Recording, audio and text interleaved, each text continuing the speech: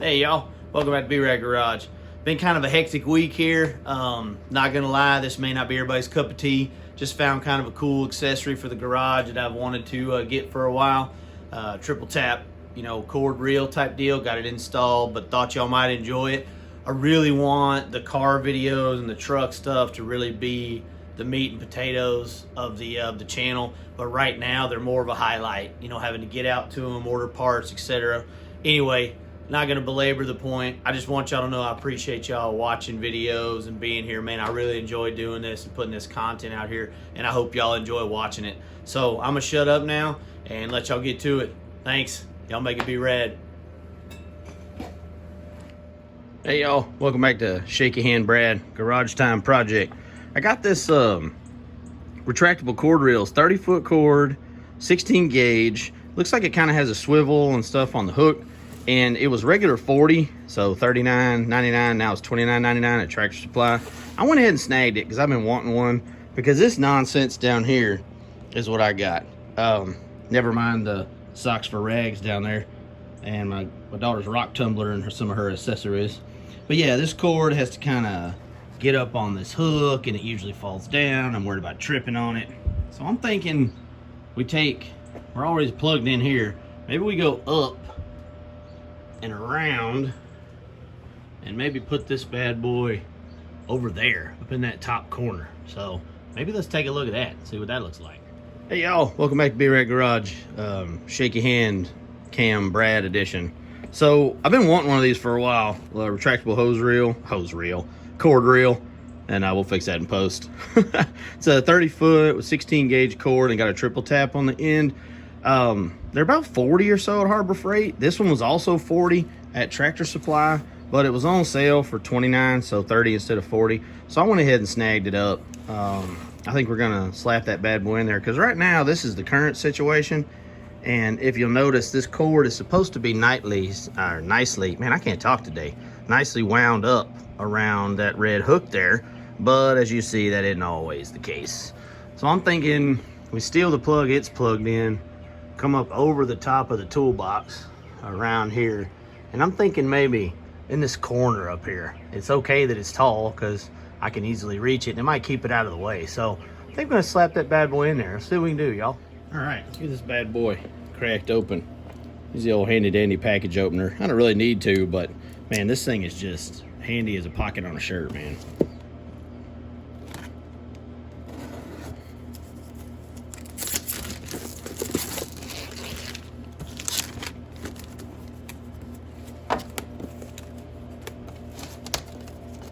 This plastic is outsmarting me today, y'all. There we go. We're figuring it out.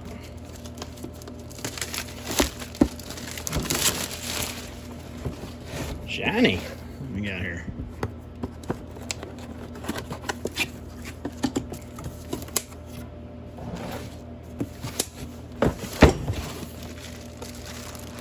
Oh man, it stinks. It's everything new that has any part of electricalness stinks so bad. What we got here? Ooh, instructions. You never know. Okay, there it is. I was about to say, I'm not seeing that bracket, but that's kind of cool. Looks like it's already built onto it. I thought we were so no assembly required. Swivels and everything. And that is some generous holes here. Maybe lag bolts? I don't know. Are we using lag bolts, y'all? Let's take a look at it. Let me resituate y'all. So you do the right thing. You do the right thing and you measure, and you realize that this cord is not long enough, especially because you want it to be able to swing. So you can take one of your long extension cords, cut it in half or whatever, have some replacement ends, put an end on each side, and now you got two shorter cords. You could go buy a new cord that's shorter and that's the right size and amperage. All those are great ideas. Or you could have an old appliance cord that you didn't use, it was still new in the box. And then you can have some leftover home plugs and home boxes, and you can make something to plug this into. Now, real quick, don't really recommend that. Don't know if this is permanent solution, but it will give me enough cable, or by saying enough, I mean like enough amperage and can carry enough current to run this safely.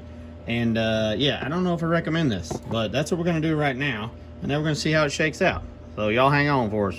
Let's start this ride. So my pops used to say, better to be lucky than good. It's kind of his joke. But I did get lucky here because I got this GFI plug.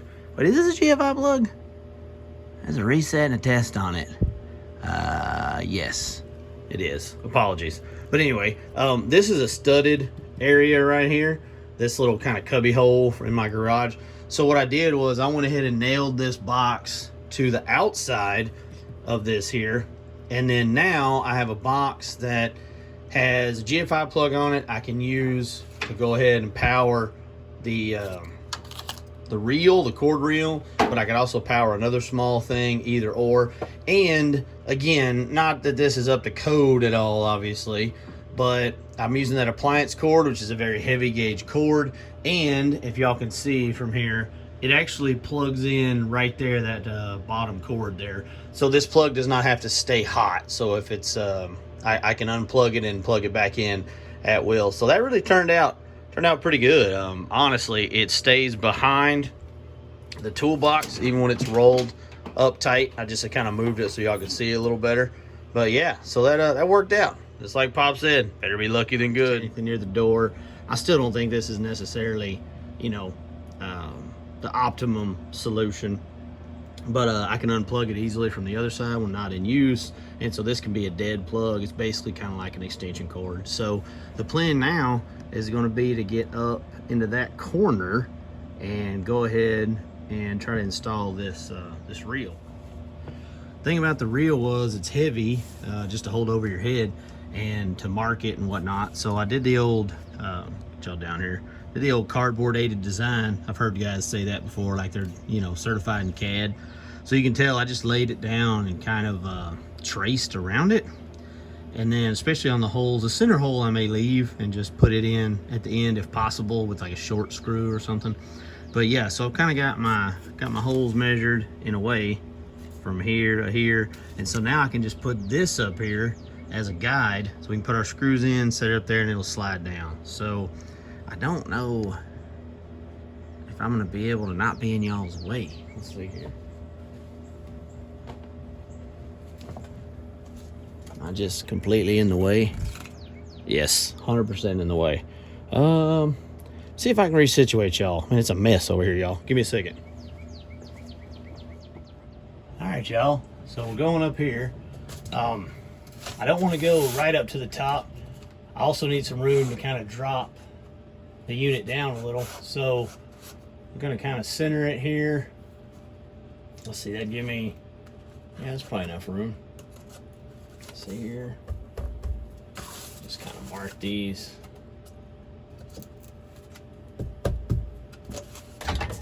Yeah.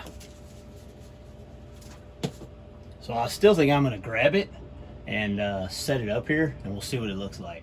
All right, so I don't know what y'all can and can't see here. Let's see. If we come up to, oh, okay, I think we'll be able to see. Look to our lines here. Well, y'all might not. Looks like I'll be able to set it on the holes and it'll fall down a little bit. It's like it won't be in the way of the garage door. Okay, good deal. So now we've got it kind of measured up. We basically know where it's going. Now we got to track down some hardware. It's going to go in here. Luckily, this is a board, you know, it's kind of a stud coming out for this doorway. So let me try and find some hardware in the old junk drawer and we'll get back to y'all. All right, y'all, we're back. I did measure. This is 2.5. This was not. So this is really kind of the center. Part of me wants to center it just to center it. And also I don't want it to be over here a little further. It wouldn't really hurt anything. But anyway, I'm going to go with these two holes. And I know I kind of jokingly mentioned lag bolts or lag screws. But I did find these two lag screws that I think are going to be perfect for it. So I think what I'm going to do is drill a pilot hole. I'll probably set one of them first to make sure I'm good, and then probably work on the second one. But let's do pilot hole, and then we'll put that in there. We got to hit some wood here. There we go.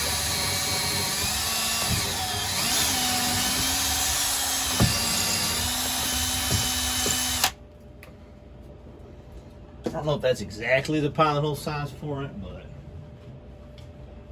now to put it in there, I'm going to try something I haven't done before. This is kind of wonky, but I got my regular impact driver for screws, my impact screws, and So I've got an adapter that puts a socket on here, and then I've got the socket that fits to it. So this may just make a bunch of noise and do nothing, or it may work. Let's see what we got here.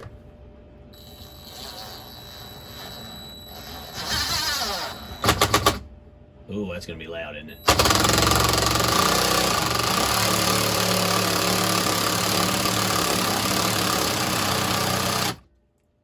Oh, we hit something. I think we ran out of pilot hole. So let's take a look with the unit, and then kind of see if we're at least on the right path where we go to drilling more holes.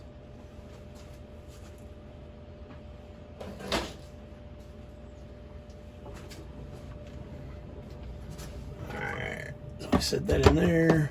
It'll slide down, perfect. That looks right down there. Okay. So it'll fit through and it'll hold at the base here. So that's good. I think that'll work.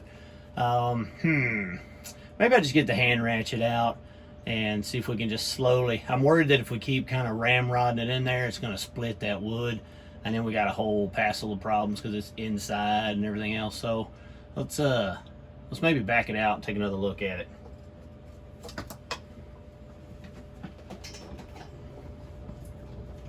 That very well could have been the problem.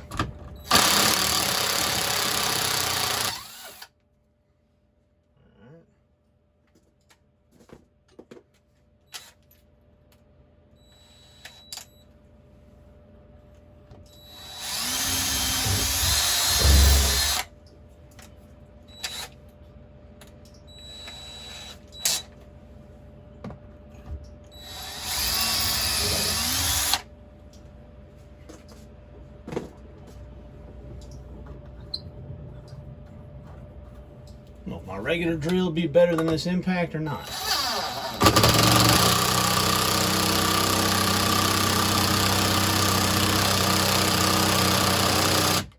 Also could be overworking this little guy because it's meant. Yeah, that was absolutely the wrong tool for the job, y'all. The impact was just struggling. It's not made for this big of a unit of a screw. So I put that same setup on my just 1/2 inch drill, and it worked a lot better on the second one. So let me show y'all. Put it in low. Yeah.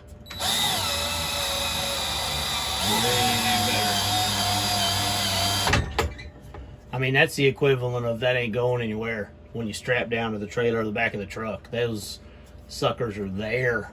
So let's hang that thing up there and see what it looks like. I think they need to come down a little lower, but or a little closer. Sorry, not lower. All right. Okay, cool. Can y'all actually, yeah, you can kind of see.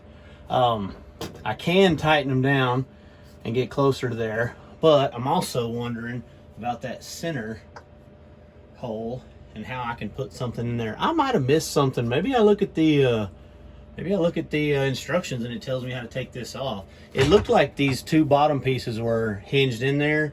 There were screws right here for the case, but I don't know. I was just worried about that and thought maybe I wasn't doing right. So let's take it off there. But yeah, it fits really good. I'm going to tighten those down a little bit more, and then we'll see what we do with that middle hole. Hey, success, y'all. So instead of messing with the center hole, this isn't going to be like in a real shop where it's getting yanked on and tugged on. It's 30 foot up in there where you can't get to it. It's just right here. So what I did was I just took a regular wrench, it was 11 mil, and I just tightened these down really solid. Did not do the center hole. But yeah, man, thing swivels good. Comes out, retracts good. That's cool, man. This is gonna make things a lot easier. And it can actually kind of get out of the way if I need to get to my tools and what up here, and it's not in the way of the garage door. Yeah, that all worked out. Hell, I hope y'all enjoyed this. I just, you know, when I'm doing this stuff, I'm like, hey, why not? You know, let me talk to some folks and hope they're doing well and just check this stuff out. So appreciate y'all as always. Y'all get out there and make it be rad.